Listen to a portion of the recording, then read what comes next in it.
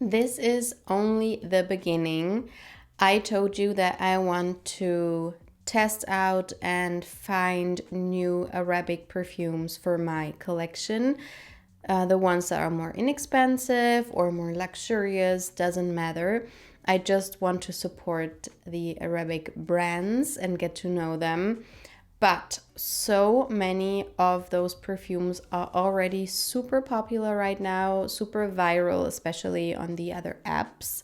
So today I want to share with you 4 viral perfumes from Middle Eastern brands that I got to know, I tested out, and let me tell you, there is at least one on its way to my house right now. Should we start with that one? Let's start with that one. It is Teriaq by Lattafa. And this is a super viral perfume because the brand is not known for showing their perfumers. And with this one, they did. So they did share that Canton Biche is the perfumer for this perfume. And he created very popular, super beautiful fragrances and ones that I adore. So I was so excited to get this perfume, even though a lot of people have mixed feelings about it. So I wasn't sure, and I just ordered a quite big sample of it to test it out thoroughly. So let us talk about the notes first. So the main accords are sweet caramel, honey, and vanilla, with notes of, in the top, caramel, bitter almond, pink pepper, and apricot. In the middle, honey, rhubarb, white flowers, and rose. And in the base, vanilla, leather, musk, vetiver, and labdanum. To me, this sounds very everything and nothing, like a very unsmooth perfume with so many different notes, but it does not smell like that at all to me. This is a super smooth perfume that smells very expensive, very niche, yet mass appealing to me. This is an easy perfume. If you like creamy, yummy perfumes with a floral undertone, you will love this one. So people say it reminds them a lot of La Belle by Jean-Paul Gaultier, the I think Eau de Parfum version, the Le Parfum version.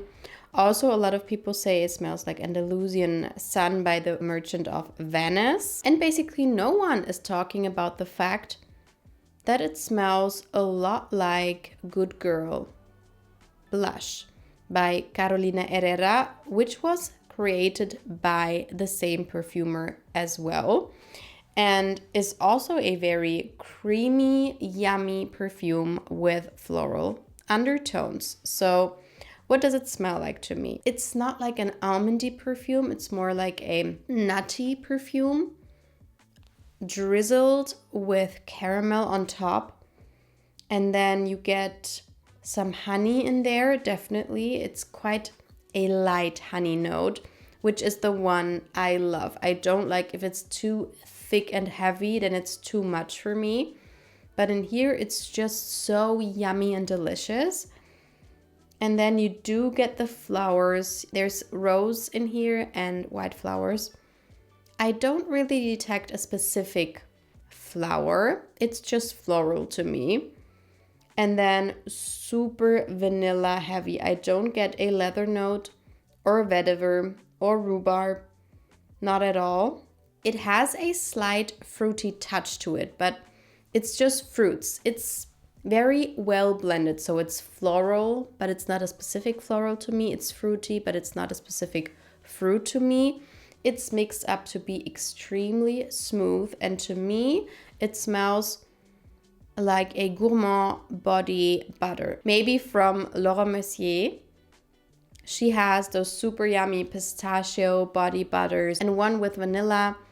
Something like that could be easily from her. Something yummy, something creamy, but sophisticated, doesn't smell inexpensive at all, and it wasn't the most inexpensive perfume to purchase, but considering the quality and how it smells, I think it's worth the price, especially when you look at the performance. So I sprayed this on in the evening, and when I came into the room the next morning, this was so strong still on the paper. And of course, I've tested it on my skin from then on, and it was a perfume that lasted the whole day for me. And especially for those more fresh floral perfumes, it's not that easy to do. So the verdict is, I love it. I could see that it's maybe a little bit too honey-like for some, but if you do like Good Girl Blush by Carolina Herrera, or maybe Si Fiore by Armani, you will definitely love this one because it is similar, but it's not the same.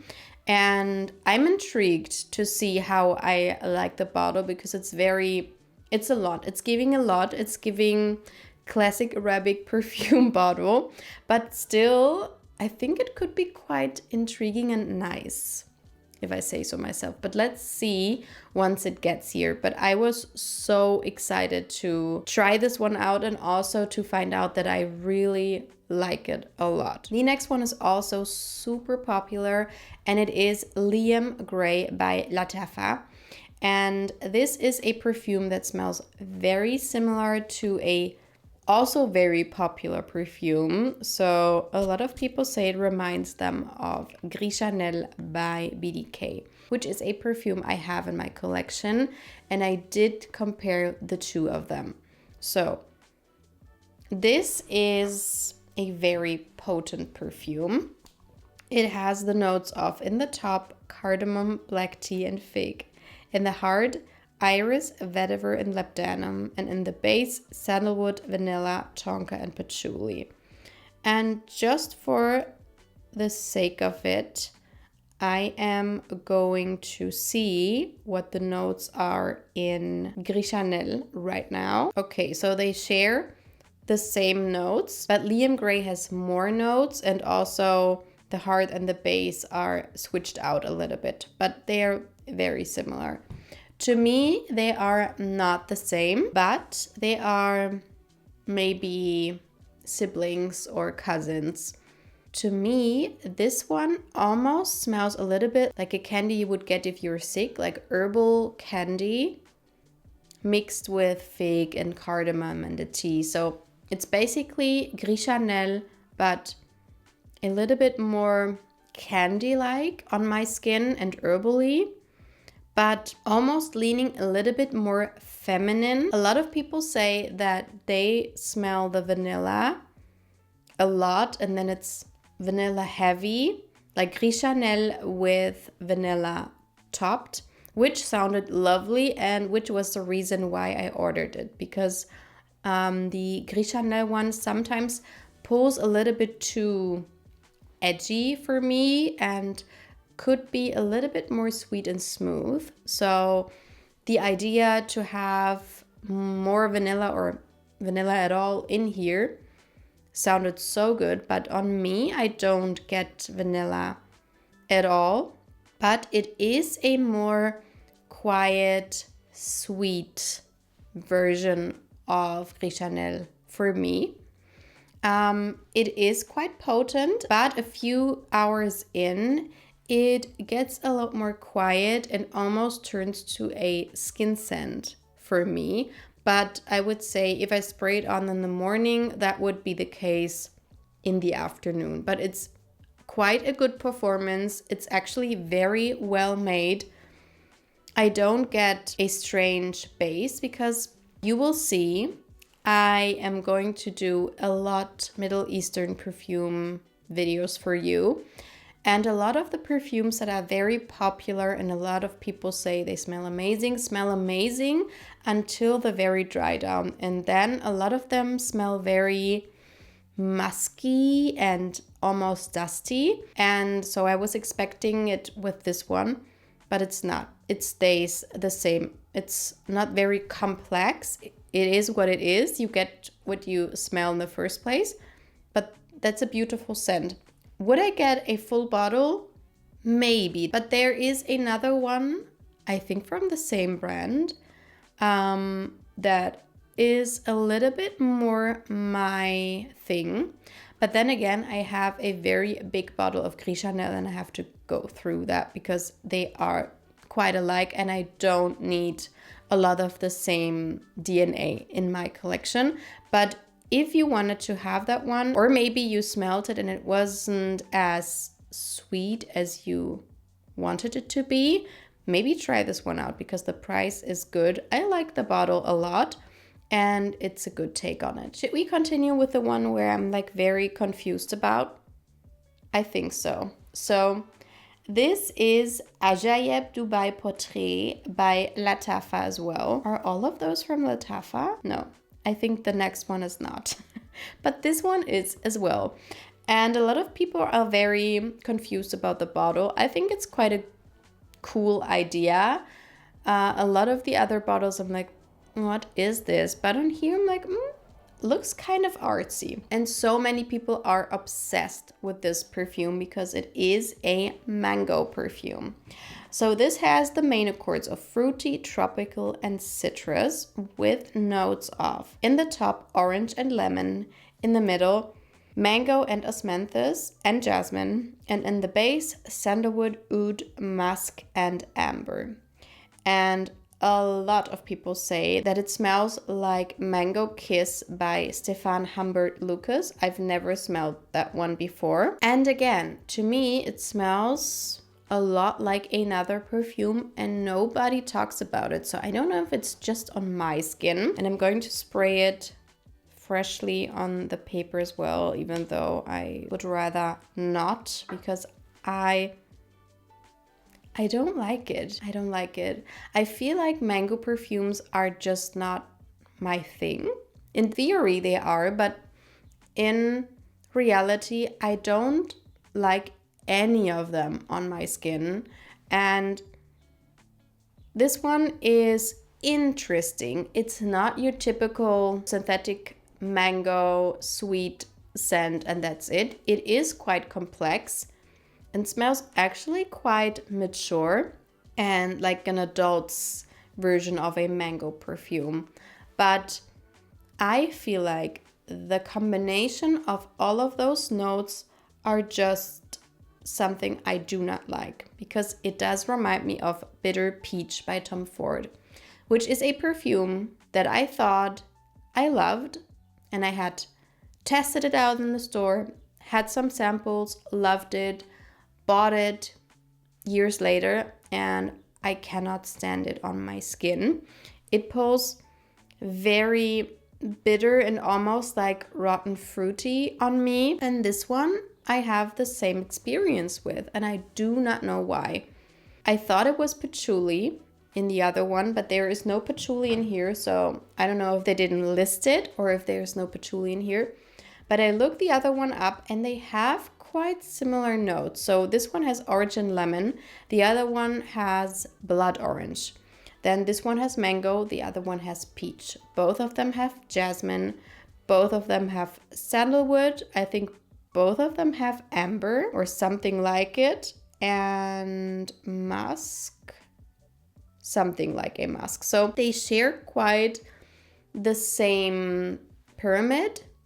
And I'm torn because the top is very beautiful. You get quite a realistic smelling ripe mango scent mixed with juicy citruses. So the beginning is beautiful. And I was like, oh my God, it's going to be my mango scent.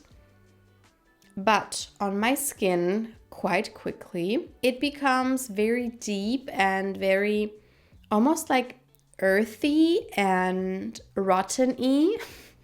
And I don't know what it is. Maybe it is the oud that's in there, or it is, as I said, the combination of all of those notes, the mango with the jasmine and the oud and the sandalwood and the amber.